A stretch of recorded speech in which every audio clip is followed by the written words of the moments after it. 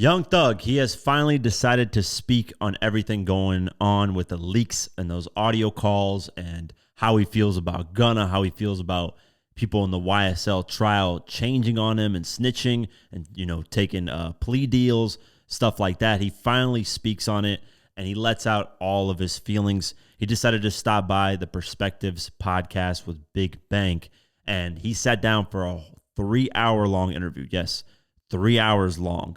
And I sat through all of it, and a lot of it was him. It first started out with him just basically talking about his upbringing in life and, what was his, first disappointment in life, what was his first joy in life, things like this.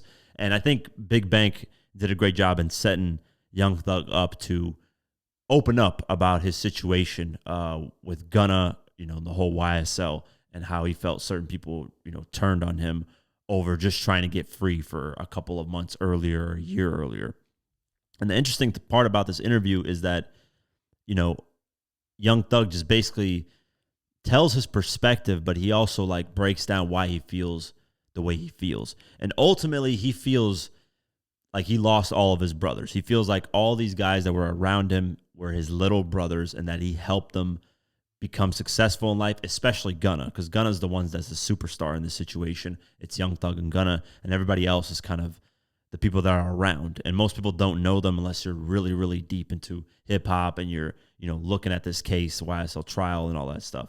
But Gunna and Young Thug are the superstars in this situation, so obviously more people are going to ask about Gunna and be interested in that. And he talks about Gunna, and he's like, I poured everything into Gunna.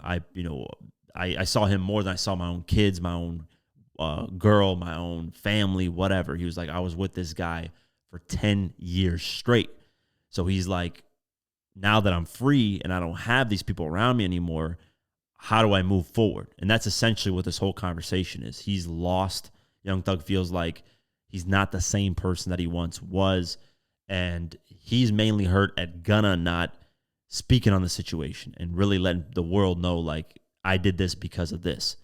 And he ends up crying during the interview because he's like, how are you going to, turn on me after I did all this for you and take these plea deals and go on the stand and say YSL is a gang, and all because you want to get home early.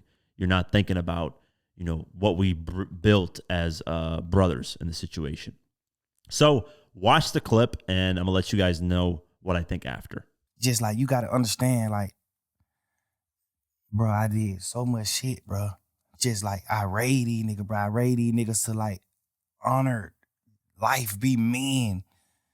I raised a nigga to be a man, bro. I can't go for what you saying because I know I played a part in raising them. And I ain't never did no whole shit to them. None of these niggas will ever be able to get on your podcast and say, I did. You was grown when you met these niggas. No, but I still raised, nigga, I was grown when you met me, but you still raised me in certain ways. I'm telling you, certain ways I look up to you. And you ain't never got no money together. Nigga, I raised some of these niggas and we got money together. That make it even deeper. Yeah. How the hell can you go against the grain? And that's why I look at niggas like you, cause guess what? I respect you cause you don't take nigga sides. You don't do certain things. You tell us what's right and what's wrong. Cause you an older street nigga, you're an OG. You tell us what's right and what's wrong. I live all these morals with niggas who came in the game with me, bro. I teach all these niggas do sucker shit toward me, bro. Every one of these niggas. Anybody you can name who we've been talking about in here. These niggas talk the hoes about me. These niggas do all type of shit. I still love them niggas. I still just love y'all niggas. Fuck that, man. That's just how he is when it come to girls. It's all right. I love him. That's just how he is. That's just how he is. But I'm saying, a nigga gonna carry that shit forever, a nigga gonna try to heal. That's all I'm saying. Now, I get what you're saying. I get what you're saying, how you feel. That's your perspective. We on perspectives.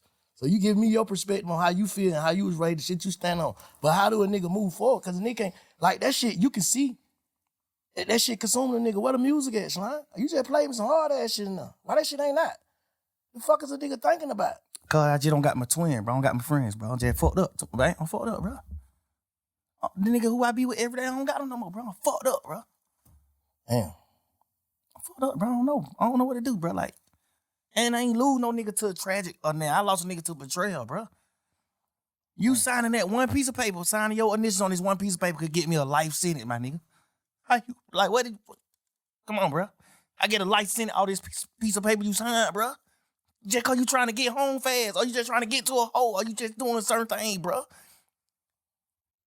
And you already done betrayed a nigga before, bro. Damn. A piece of paper, nigga, you gonna let a piece of paper in all this shit? Nigga, we men, bro. We brothers, nigga. Ain't no nigga in the world making me go against Gunna. No nigga, bro. Damn. Nigga, what? Yeah, you been around me 10 years, knowing you told on our other brother, you told on Duke. Bro, you told on Duke, bro. What the fuck you mean move forward, man? You want me to just get out of jail like these pussy ass nigga and just go forward and don't speak on shit? Just go forward and live my life. Just woo-de-doo. Yeah, I got blessed. They let me out of jail. Woo-de-doo, woo-de-doo, woo-de-woo. I can't. I don't know, man. 2 years supposed to be healing, bro. You in there talking How shit. the fuck I'm a heal in the midst of the fire? How I'm a heal in fire? You trying to block out a lot of shit. You suppressing. That's what they call it. They're trying to go forward. Still trying to be young thug at the same time, trying to hold up an image, basically. Being a real nigga, I ain't holding no image. No, I'm just saying image of... This shit ain't no image. This shit real life. I'm saying that you ain't hurt, though. Oh, the image of I'm not being hurt, for sure. I'm talking about I ain't even that's know. an image, because a nigga be hurt. Yeah, but I ain't never even woke up until right now talking to you and noticed that I was hurt. I ain't never even knew that. I just thought I was just running around, just living life like, fuck this shit. God just made me a happy person. I'm just happy. I think I'm happy. That's why I just told you earlier when you said, why you ain't just doing what you supposed to do when you got out of jail? What I know you to do, bro. Why you ain't just being Michael Jackson? Nigga, I thought I was. I thought I was happy. Hell, I'm just chilling. I still just wake up some days and get in my feelings about certain shit. Cause I feel like, Gunna, you my brother. I love you to death, nigga. Why you ain't gave me an explanation? You know how to get in touch with me, nigga. My daddy put me in your group text. I don't even want you to have my number. My daddy put us in a group text. I called my manager like, hey, who the hell number this is? He goddamn made some phone call. He come back, that's Gunna number. I tell my daddy, man, what the fuck would you put me on text with this nigga for, bro? What the fuck you got going on? So as you can hear and see, this whole situation got to Young Thug a lot, and he has some valid points, but at the end of the day, like throughout the interview, he mentions like, hey, for Gunna, I put up half, the money for Gunna to buy his mama a house. And for Gunna, I gave, money so he could buy his brother a car, and they don't even know anything about that. Mentioning those type of things, like you did it for a certain reason to bring that up.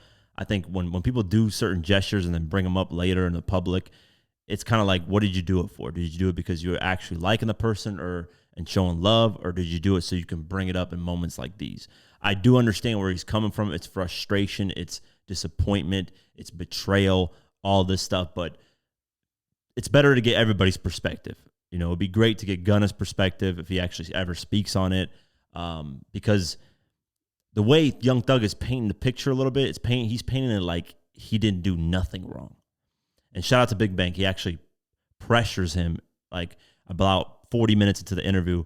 He pressures him and says, why did you even talk to the police? Why did you even have an interrogation? And Young Thug said that, hey, when I talked to them, everything was public information, and I felt like I could help in terms of helping my brother, Pee Wee Roscoe, not get locked up.